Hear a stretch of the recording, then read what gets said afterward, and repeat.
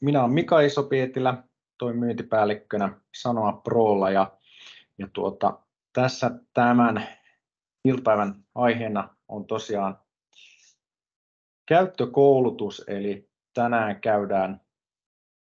käydään läpi Sanoa Pron lähihoidon ja ihonhoidon opettajan digiaineiston ja sitten opiskelijoiden digikirjan toiminnallisuuksia, ja meillä on täällä lisäkseni puhumassa sitten meidän tuotepäällikkö Terhi Malmivaara. Ja käytännöistä sen verran, eli te voitte esittää kysymyksiä tuonne chattiin. Meillä on siellä toimitus- ja asiakaspalvelu vastaamassa teidän kysymyksiin. Vastaillaan niihin tässä esityksen aikana tai sitten tuolla esityksen päätteeksi. Ja tämä tallennetaan ja tästä tulee sitten tallenne tuonne meidän nettisivuille. Jos missä sitten jonkun osuuden, niin voitte sen sieltä sitten myöhemmin uudestaan katsoa. Ja tässä näkyy päivän aiheet, eli lähden itse ihan alusta liikkeelle, eli miten saatte opettajana tunnukset ja kuinka opiskelijat saa tuonne Sanoa Pron palvelun tunnukset, ja sieltä sitten edetään siten, että katsotaan mistä ne teidän oppilaitoksen materiaalit löytyvät, ja sitten lähdetään luomaan sinne ryhmää, joka mahdollistaa sitten sen, että se yhdistää teidät ja opiskelijat, ja jos teille oppilaitos on hankkinut lisenssejä digikirjoihin, niin silloin lisenssi heille pitää erikseen jakaa, ja käyn sen vielä tuossa alkuun läpi. Siitä sitten jatkaa Terhi sitten sisältöjen tarkemmalla esittelyllä, eli nämä uudet lähihoidon ja ihohoidon opettajan digiaineistot ja mitä ne sisältää, ja sitten Terhi vielä menee syvemmälle noihin materiaaliin, mitä sieltä löytyy ja kuinka niitä jaetaan opiskelijoille ja miten niitä muokataan ja mistä näkee esimerkiksi opiskelijoiden suoritukset ja kuinka heille voi antaa sitten palautetta. Ja tosiaan sitten chattiin voitte noita kysymyksiä laittaa tässä myös esityksen aikana. Ja tähän alkuun ihan lyhyt mitä ihan viimeisintä uutta kampuksessa on tällä hetkellä, niin tuon samassa ryhmässä voi olla opettajia useampikin, ja nyt sinne on tullut sellainen toiminnallisuus, että kaikki opettajat voivat muokata sitä sisältöä, ei ainoastaan se, kuka sen on luonut sen ryhmän, vaan kaikki on sitten samoilla oikeuksilla opettajat, jolloin mahdollistaa sitten vaikka samaa sisältöä opettaisiin, niin samassa ryhmässä opettajat muokata sitä omaa osuutta. Mutta tässä lyhyt päivitys, mitä viimeisimpiä on kampukseen tullut, ja nyt siirrytään sitten tuonne itse meidän alustalle, eli jaan tuosta näytön sinne, niin katsotaan mitä sieltä meidän alustalta löytyy. Näin, ja nyt teillä pitäisi olla siellä näkymässä meidän sanomapro.fi etusivu, ja tässä vaiheessa käyn läpi tuon tunnusten luomisen, ja tuossa jos katsotte, niin etusivulta meiltä löytyykin tällä hetkellä tuo tukea oppimateriaalien käyttöön, niin sieltä löytyy tosi hyviä vinkkejä, miten pääsette sitten alkuun materiaalien kanssa. Mutta tunnukset, jos teillä tunnuksia Sanoa Prolle ei aikaisemmin ole, niin silloin ne pitää tänne meidän palveluun luoda. Jos te olette ollut toisessa oppilaitoksessa tai toimipisteessä ja te olette käyttänyt Sanoa Pron materiaalia, niin todennäköisesti teillä tunnukset on, mutta sitten ne on vain eri toimipisteissä, että sitten ne pitää vaan sinne tunnuksille lisätä. Mutta lähdetään ihan alusta, kuinka tunnukset luodaan, jos teillä tunnuksia aikaisemmin ei ole. Eli täällä oikea yläkulma kirjaudu, niin sieltä kun klikkaa, eli tätä kautta sitten käytetään Sanoa Pron palveluita. Sitten kun teillä ne tunnukset on, eli täällä on yleiset tunnukset, tähän laitetaan sitten se luomanne käyttäjätunnus ja sähköpostiosoite toimii käyttäjätunnuksena, sitten salasana, ja jos tässä kesän aikana on unohtunut salasana, niin sen saa tuosta uusittua. Ja tosiaan nyt, jos ensimmäistä kertaa lähdette käyttämään Sanoa Pron materiaaleja, niin tunnusten luonti on se ensimmäinen vaihe, ja se tapahtuu täältä alhaalta, eli täällä lukee luo uusi tunnus. Eli tuolta lähdetään, niin siitä täytetään sitten vaan omat tiedot, ja sieltä sähköpostia. Ja salasana sitten keksitään itse ja hyväksytään ehdot ja luo tunnus. Nyt tässä en lähde tunnusta luomaan, mutta täältä jos mennään tuki- ja ohjesivuston kautta, niin täältä löytyy kuinka luodaan Sanoma Pro-tili ja täällä uuden Sanoma Pro-tilin luominen tuolta ja sieltä löytyy Sanoma Pro-tilin luominen opettajat ja muu henkilökunta. Eli täältä löytyy sitten kohta, mihin jäimme, eli tuosta löytyy omien tietojen täyttämisen jälkeen, kun luo tunnuksen, niin teille lähtee siitä sitten sähköpostiin linkki ja todetaan vaan, että olette sähköpostin oikea omistaja ja sitä kun klikkaa vahvistaa sen sähköpostiosoitteen, niin silloin se tuo tämmöiseen valikkoon, missä näkyy sitten, missä roolissa käytätte materiaaleja, eli opettajina valitsette tästä koulun henkilökunnan. Ja sitten jos teillä on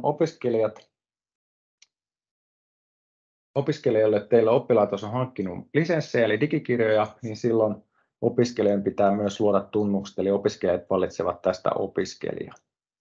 Ja nyt opettajana, kun te valitsette koulun henkilökunta, niin silloin todetaan vielä sen jälkeen, että olette opettajia ja se tulee seuraavassa vaiheessa tuolla rekisteröitymiskoodilla ja siitä valitsette oman kuntanne ja sitten oppilaitos ja tärkeää, että se oikea toimipiste ja se koulun rekisteröitymiskoodi on sitten oppilaitoksen toimipistekohtainen ja sen saatte sitten meidän asiakaspalvelusta, jos teillä ei yhteyshenkilöllä sitä vielä ole.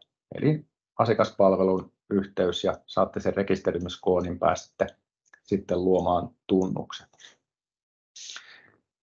Sitten kun painaa valmis, niin silloin pääsette kirjautumaan ja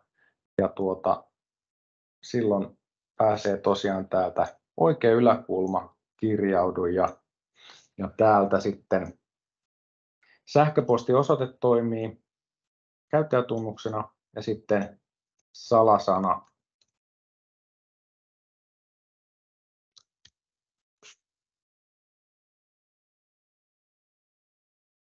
Tuosta niin päästään kirjautumaan ja silloin te olette kirjautunut, kun täältä löytyy oma nimi täältä oikeasta yläkulmasta ja oppimateriaalit tuosta. Ja täältä oman nimen alta löydätte koulun tiedot eli käytössä olevat lisenssit, esimerkiksi jos oppilaitoslisenssejä ja opettajalisenssejä on hankittu. Ja omista tiedoista voi sitten lisätä vaikka toisen toimipisteen tai vaihtaa salasan. Oppimateriaalit alta sitten pääsette kirjautumaan tänne alustalle ja siellä sitten tulee meidän tästä itse demokouluun, mutta siitä menette sitten omaan toimipisteeseen ja silloin teillä avautuu tähän Sanoma Proon Campus-alusta, jossa näkyy sitten, täällä on ryhmän ja siellä on sitten kirjasto ja näytöaineistot ja jos et aikaisemmin ole ryhmiä luonut, niin teillä näkyy vain kirjasto ja näytöaineisto. Ja kirjaston alla, nyt on tässä Sanoma Proon demokoulussa, niin täällä meillä on nyt kirjastossa useampia aineisto täällä alustalla, mutta teillä on sitten ne kirjastossa ne materiaalit, mitä teille oppilaitoksessa on siihen toimipisteeseen hankkinut. Siitä pääsette sitten opettajina kaikkiin niihin materiaaleihin sitten tästä kirjastosta suoraan käyttämään. Sitten jos teillä on käytössä sitten oppilaitos hankkinut oppilaitoslisenssiä tai teillä on nyt käytössä näitä uusia lähihoidon opettajan digiaineiston nimellä olevia materiaaleja, niin silloin seuraava vaihe olisi luoda tuo ryhmä ja näytänkin sen tässä nyt ja täältä tosiaan ryhmä luodaan täältä kirjastosta ja luodaan se vaikka tuosta turvallisen lääkehoidon perusteet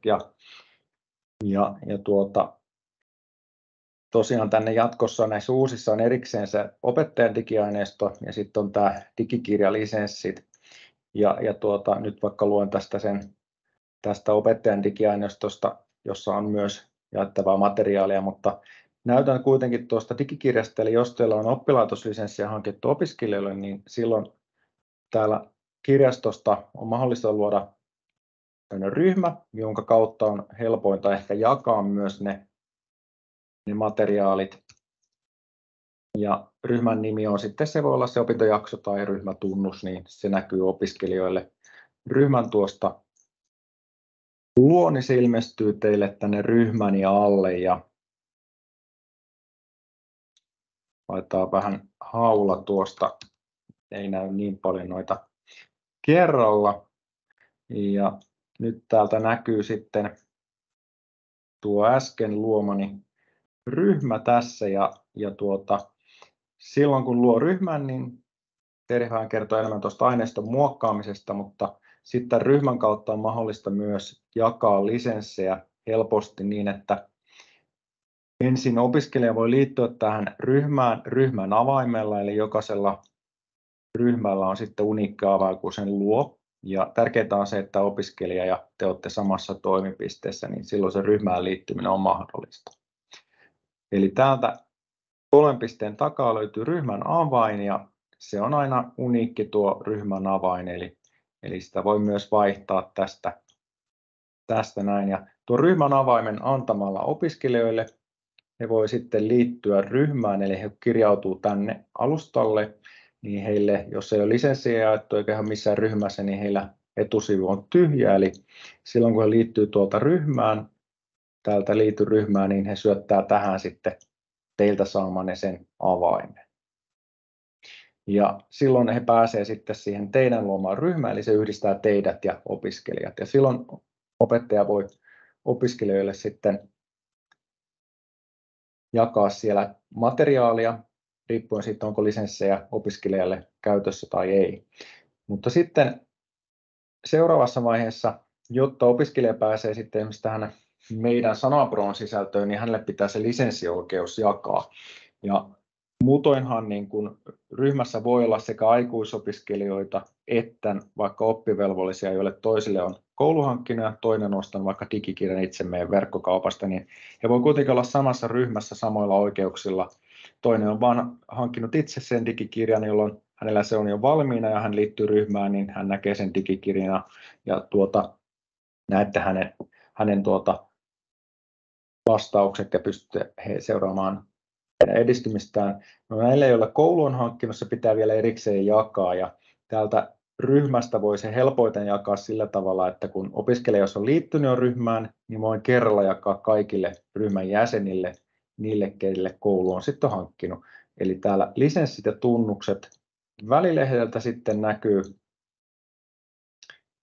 täällä kampusryhmän alta näkyy sitten äsken luomani ryhmä ja siinä näkyy myös sitten jäsenet ja olen täältä nyt yhden demo-opiskelijan tänne tässä lisännyt, niin pystyn lisenssiä jakamaan. Eli täältä näkyy sitten, että mitkä lisenssit on mahdollista jakaa ja täällä on sitten esimerkiksi tässä tämän lukuvuoden lisenssi, niin täältä hallitse oppilainen lisenssiä painan vaan ja seuraavassa vaiheessa voin valita sitten opiskelijat ja voin siitä ruksata esimerkiksi pois ne aikuisopiskelijat, jos siinä heillä on jo materiaali on.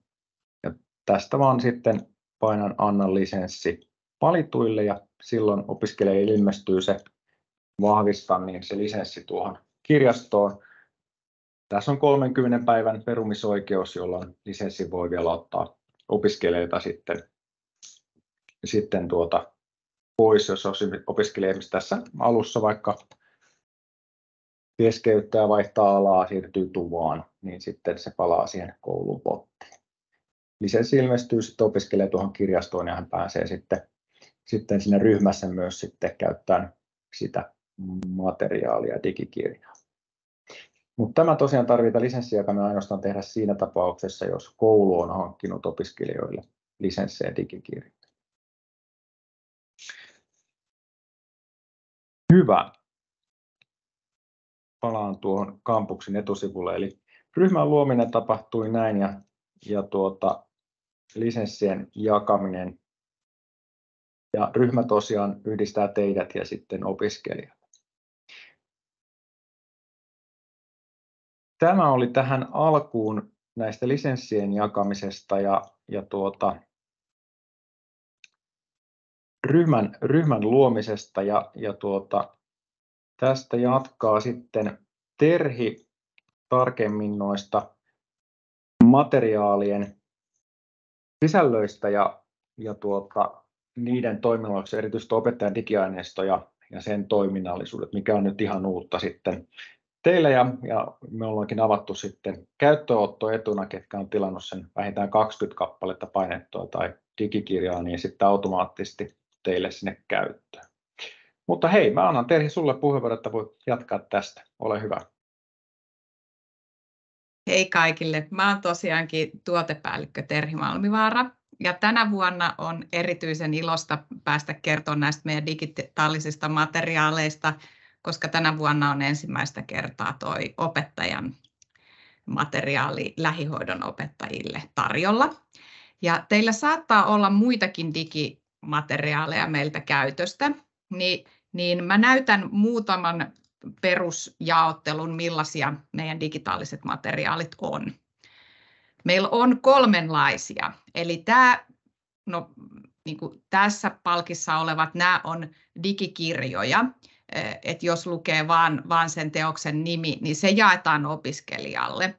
Ja sitä me kutsutaan digikirjaksi, koska se on se opiskelijan versio.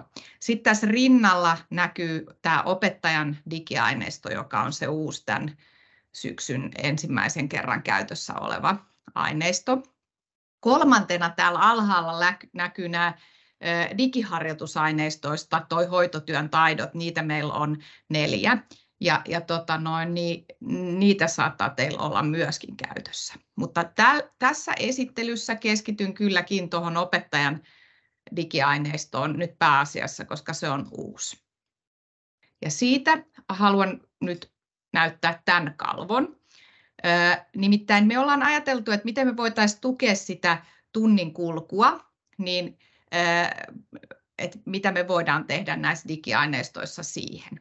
Niin nämä aiheeseen johdattavat kysymykset on noussut sellaisiksi, että opettajat on sanonut, että siihen voisi olla hyvä, jos me tehtäisiin. Ja nyt me ollaan tehty kaikkiin näihin aiheisiin, näihin 4 materiaaliin, on jokaisessa aiheeseen johdattavia kysymyksiä. Tuossa mielenterveydessä ja päihdehoitotyössä siellä on niin kuin kääntökortteja tai oikein väärin väittämiä, joilla voi mennä siihen tunnin aiheeseen. Et se on vähän erilainen. Mä voin näyttää näitä kaikkia kohta, mutta mä ajattelin koota tähän kalvoon sen, että vaikka nämä löytyy meidän verkkosivulta nämä sisällöt, niin kenties tästä löytyy kootusti se, että mitä niissä on. Että tehtävien mallivastaukset on toinen asia, joka löytyy kaikista. Niin se on semmoinen, niin kuin, minkä te opettajana moni varmasti arvostaa sitä, että voi sieltä katsoa, niin ei tarvitse itse joka ikistä tehtävää miettiä, että mitä kaikkea tähän olisi voinut vastata. Kaikista muista, paitsi ihonhoidosta, löytyy myös kertaustestit. Ja ne voi jakaa opiskelijalle ja niistä tallentuu oppimishistoria. Sen sijaan tuossa ihonhoidossa meillä on sitten taas tarjolla kertaukseen sellaisia kääntökortteja noista termeistä, että niitä voi jakaa opiskelijalle kertaamiseen. Ja lisäksi ihonhoidossa on myös luvussa 2 anatomisia videoita, ihan hyvä määrä, joita sitten voitte näyttää opiskelijoille, mutta niitä ei voi jakaa.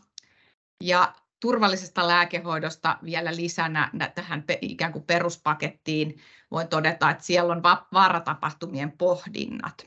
Ja ne mä näytän myös kohta, mutta katsotaan vielä tuosta. Tässä nyt näkyy se, että miten aiheeseen johdattavia kysymyksiä esimerkiksi sairaanhoitotyössä toimimisessa on.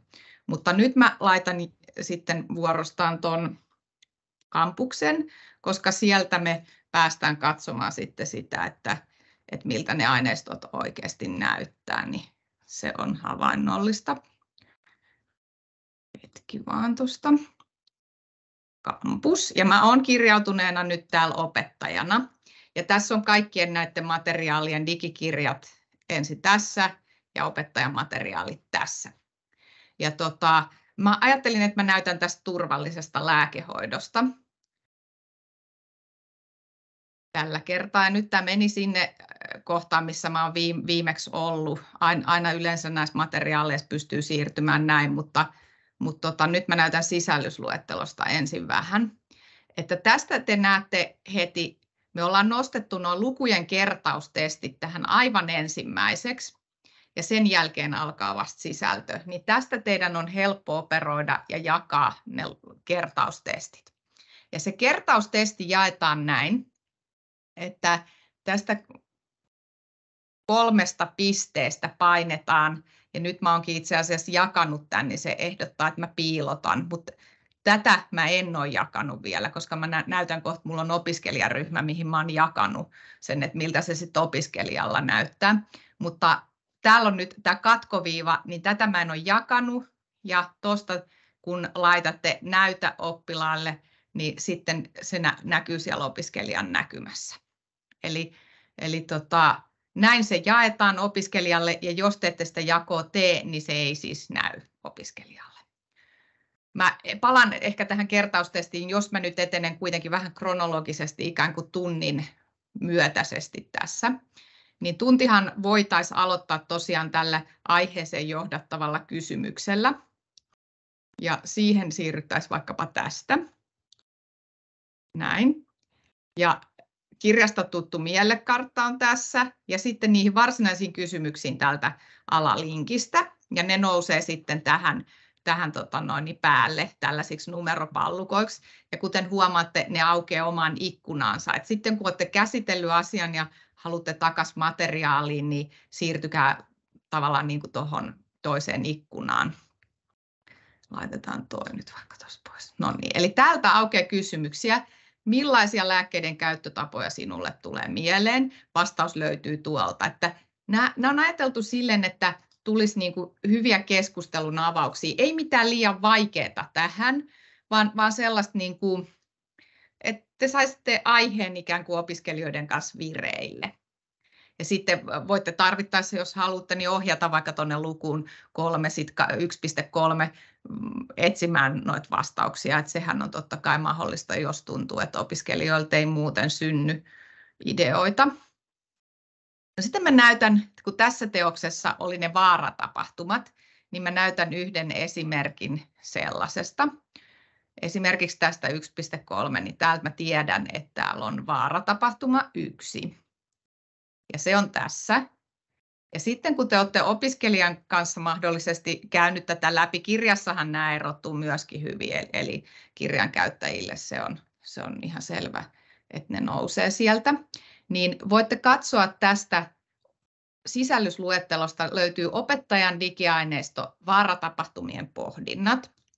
Ja täältä avataan sitten vastaavasti tämä vaaratapahtumien pohdinnat ja sitten saa siihen tekijöiden tekemän pohdinnan, että miten tämä vaaratapahtuma oltaisiin voitu välttää, mitä suojauksia olisi voinut olla käytössä ja varsin asiantuntevasti, koska on selvää, että opettaja ei voi jokaista niin kuin, keissiä tavallaan käsitellä niin syvällisesti kuin se vaatisi, mutta kun nämä on otettu ihan autenttisesti ikään kuin oikeita tapauksia ja niiden käsittelyjä ja tekijöillä on ollut pääsy siihen niin kuin autenttisen tietokannan aineistoon, niin me ollaan saatu tosi ainutlaatuiset vaaratapahtumat tähän.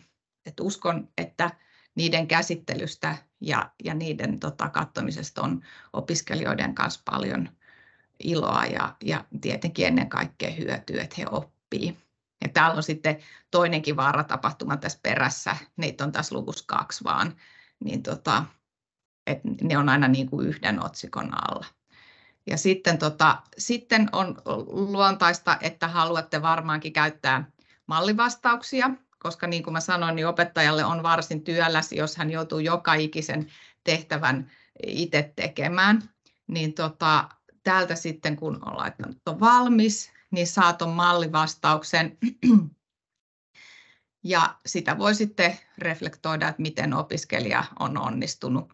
Opiskelijahan sen sijaan, kun hän on vastannut, niin hän voi vielä arvioida sen oman osaamisensa tästä, että oliko tehtävät vaikeita tai helppoja tai näin. Niin tällaiset hymynaamatkin on mahdollisia antaa. Opettajan tunnuksilla ne ei tallennu mihinkään, että sinänsä vaikka miten hymyilisitte, niin se jää vain omaan tietoonne. No sitten tosiaan tämän kertaustestin jakaminen olisi varmaan niin kuin kronologisesti sit seuraava tämän tunnin etenemisessä mahdollisesti. Nyt jos mä näytän vaikka vähän, että miltä se testi, kun mä olin nyt jakanut nämä 3, äsken jaoin vielä tonkin opiskelijalle, niin miltä se hänellä näyttää. Mä vaihdan ton, mulla on tuossa eri selaimessa. Ja se täytyy olla toi. Eli opiskelijalla, kun hän tulee tähän aineistoon, on hyvin paljon suppeampi tämä sisällysluettelo. Hänellä näkyy tässä vaan ne testit, mitkä mä oon jakanut opettajana. Ja nyt jos mä päivitän, niin se 4 varmasti tulee tuohon just noin. Eli nyt on kaikki 4 jaettuna tässä. Ja sitten mä voin katsoa, mä oon tämän nyt suorittanut tästä näin. Ja tulokset oli 2/22. Ja tässä turvallisessa lääkehoidossa on syötetty myös miinuspisteet, että tavallaan niin kuin opiskelija, jos läiskii ihan miten sattuu näitä vastauksia, niin hän voi saada myös miinusmerkkisen tuloksen.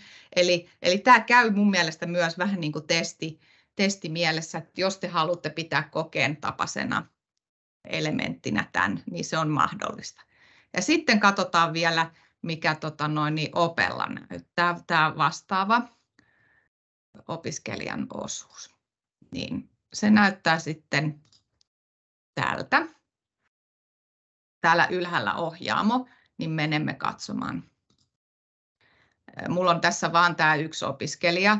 Ja tässä näkyy, että mä oon jakanut hänelle 4 tehtävää. Eli 4 palleroa on. Ja sitten hän on saanut ne 2 pistettä, mitkä me nähtiin äsken.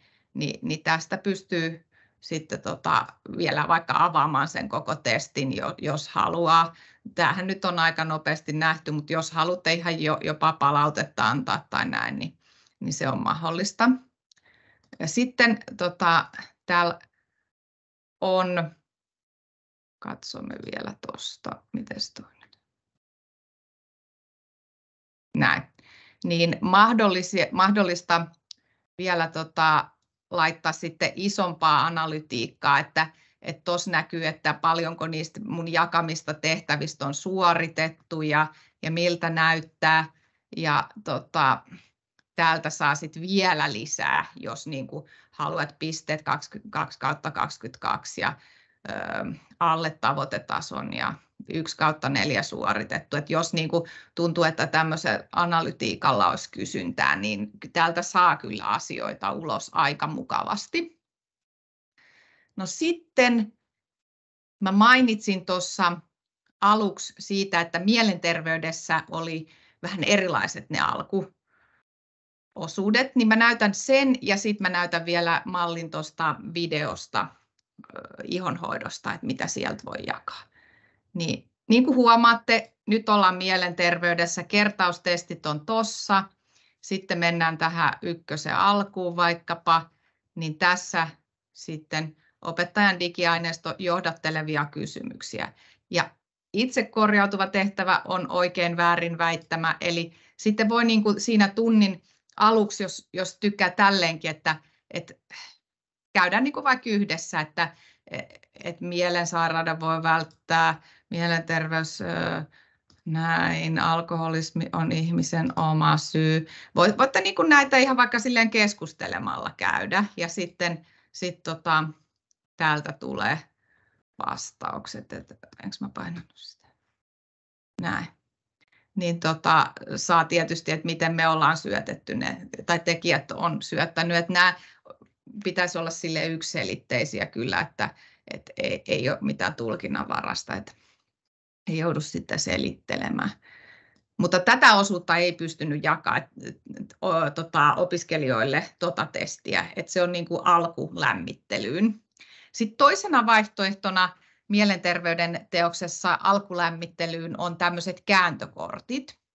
Et jos haluaisitte niin kuin vähän keskustelevasti, että mikäs näistä kolmesta mielenterveys on, niin sit voitte ensin jutella, kysyä mielipiteitä, sitten näin todetaan. Ja täällä, kuten huomaatte, on 10 näitä korttia, niin näistä pääsee nyt jo varmaan aika mukavasti siihen aiheen pariin. Ja sitten voi ne kertaustestit jakaa lopuksi ja mallivastaukset katsoa, kuten muissakin aineistoissa. No sitten mä näytän vielä ne mainitut videot. Eli nyt ihonhoidosta, opettajan digiaineisto ja luku 2. Meni vahingossa tuonne alkuun. Noin. Eli luku 2. Ai niin kuin ne on koottu tuohon alkuun. Videot. Eli opettajan materiaalin alla onkin ne videot. Ensin on kääntökortit siihen kertaamiseen ja sitten on videot. Ja minkäs mä ottaisin? Ottaisinko mä ihon ja verisuonen rakenne? Näin. Kuuntelemme.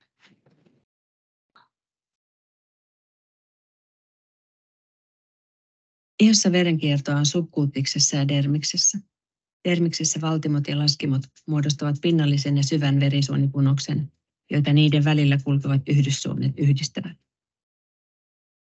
Muistathan, että verisuonisto on umpiputkista. Noin, eli tuosta saatte nyt käsityksen, mistä on kysymys, ja niin kuin ehkä huomaatte, niin myöskin tuossa on tekstitys, että saavutettavuutta on otettu huomioon, ja toki nämä on opiskelussa mielekkäitä opiskelijoille.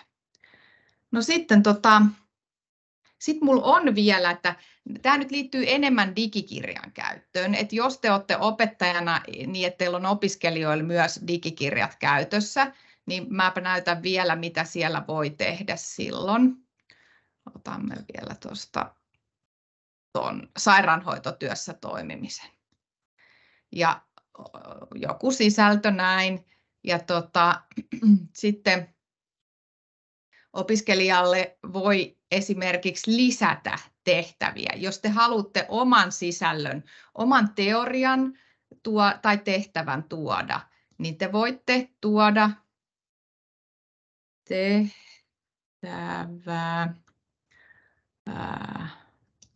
arvoista. Sitten tähän kerrotte, että mitä mieltä, miten lähihoitajan arvot näkyvät mielestäsi työssä, vaikkapa luonnehditaan se, ja sitten tähän vaan, jos taas jossain linkissä, niin sitten laittaisi linkin, mutta nyt kun mä luon tämän, niin tähän tulee opettajan luoma tehtävä näkymiin, ja sitten nämä on avoimia tehtäviä, eli tähän opiskelija vastaa sitten valmis, ja sitten se tallentuu sinne oppimishistoriaan. Eli te voitte myös muokata näitä meidän sisältöjä, jos te haluatte. Samoin sitten mennään vielä tuohon sisällykseen. Niin samoin te voitte lisätä teoriaan siihen. Eli tavallaan niin kuin, jos teillä on joku hyvä oma linkki, niin tuokaa se siihen, tai miten itse toivottekaan, että mitä lisää voisi olla. No sitten toinen asia on, että meillä tästä digikirjasta on mahdollista myös antaa tehtäviä. Ja sehän tapahtuu sitten näin, että mennään tehtävän antoihin täällä vasemmassa palkissa. Otetaan tehtävän anto, luo uusi. Nämä on kyllä hyvin sitten helppoa käyttää, kun teillä on tämä itse käsillä, niin otsikko, kertaa, aloituspäivä, määräpäivä, eli tähän laitetaan koska palautus, jos haluaa ohjeita.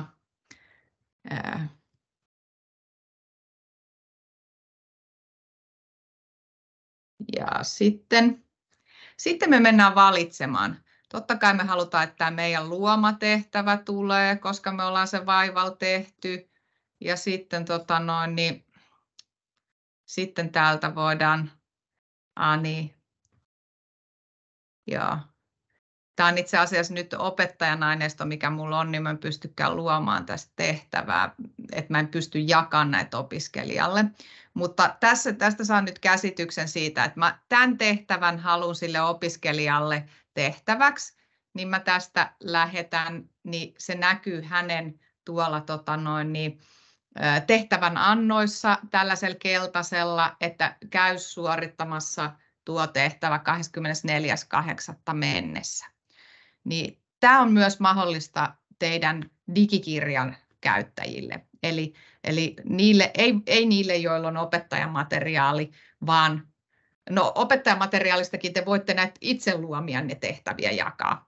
Mutta niin tästä voi, digikirjasta voi nimenomaan merkitä ne tehtävät, mitkä siellä on jo valmiina. Ja sisällötkin, yhtä hyvin myös teorian voi merkitä läksyksi. Niin tämän tapaisia ominaisuuksia näissä digikirjoissa on. Ja uskoisin, että jokaiselle käyttäjälle kyllä löytyy semmoisia käyttötapoja, mitkä helpottaa teidän työtä. Ja tämän lukukauden jälkeen totta kai tosi huolellisesti kerätään palautteet, me saadaan noita opettajan materiaaleja kehitettyä, niin kuulemisiin siinä asiassa. Ja nyt sitten Mika vielä kertoo noista lisensseistä. Jos teillä ei ollut vielä hankittu oppilaitokselle, että katsoitte siellä esimerkiksi näitä opettajan digiaineistoja ei alustalla lisensseissä näkynyt, niin sen saa sitten ihan tilaamalla sieltä teidän sopimuskumppanin välitteeltä tai sitten jos meiltä suoraan tuon opettajan digiaineiston per toimipiste, tuossa on hinta per aineisto, tai sitten käyttöönottoetuna, että jos teillä on koululle tilattuna vähintään se 20 kappaletta painetyökirjoja tai sitten lisenssejä opiskelijoille, niin saatte tuon täksi lukuvuodeksi velotuksetta. Ja kannattaa ainakin tarkistaa, että jos vaikka tilauksia on vähän alle 20, niin sitten ei riitä kuin muutama kappaleen tilaus, niin saatte tuon edun käyttöön. Niin sieltä löytyy nuo kaikki sitten lisätestit ja muut, mitä Terhi tuossa näytti teille heti lukuvuodeksi käyttöön. Ja toinen uusi asia on sitten, miten kannattaa mainostaa ainakin aikuisopiskelijoille, jotka itse hankkii materiaalin, niin meillä on uutena tuo 6 kuukauden digikirja lähihoidon puolella, eli sen meidän verkkokaupasta voi ostaa tuossa näkyy meidän parin kirjan hinnat, mutta tosiaan kaikissa on tuo 6 kuukauden digikirja. Esimerkiksi tuossa kasvu- ja osallisuuden edistäminen 6 kuukauden digikirja aikuisopiskelijoilla on 27,70, kun taas painettu on 73,60. Kannattaa mainostaa teidän aikuisopiskelijoille, niin saavat hyvän materiaalin käyttöön. Sitten myös digitaalisena painettu vaihtoehtohan on kyllä myös edelleen ja tuo 12 kuukauden digikirja. Ja laittakaa tosiaan tuonne chattiin, jos teillä on kysymyksiä, niin Terhi vastailee. Siellä voi ehkä vielä sitten nostaa sieltä jonkun keskusteluun. Jos teillä ei sitä rekisteröitymiskoodia löydy, niin sen saa tosiaan tuolta meidän asiakaspalvelusta. Tai sitten jos muuten on haasteita digimateriaalissaan käytössä, niin voitte olla yhteydessä toki minuun ja järjestetään sitten omia oppilaitoskohtaisia koulutuksia, mutta asiakaspalvelu on puhelimessa sitten päivystää myös ja ovastaa ihan mielellään teitä auttaa sitten, jos tämmöisiä ongelmatilanteita tulee tunnusten tai muiden käytön kanssa, ja siinä on ihan sähköpostituki. Toki tässä syksyn alussa aina on paljon yhteydenottajia, mutta kannattaa olla soittaa ja olla niin hyvin sitten vastataan kyllä teidän puheluihin. Hyvä. Tähän vielä meidän yhteystiedot, eli jos teillä on jotain tuotekehitys ja mielellään kuullaan varsinkin näistä uusista tämän vuoden materiaaleista ja noista opettajan digiaineista kehitystoiveita, niin voitte laittaa Terhille, tai jos haluatte tehdä oppilaitoskohtaisen koulutuksen teidän opettajille tässä syksyllä tai olette kiinnostunut vaihtaa materiaalia, niin tuu mielellä esittelee ja pitää koulutusta. Eli tuossa on myös minun yhteystiedot, niin kannattaa olla yhteyksissä. Pidetään vaikka oma Teams tai sitten tuun ihan koululle paikan päälle. Tässä vaiheessa kiitän kaikkia osallistujia tästä ja tsemppiä tähän lukuvuoden aloitukseen kaikille.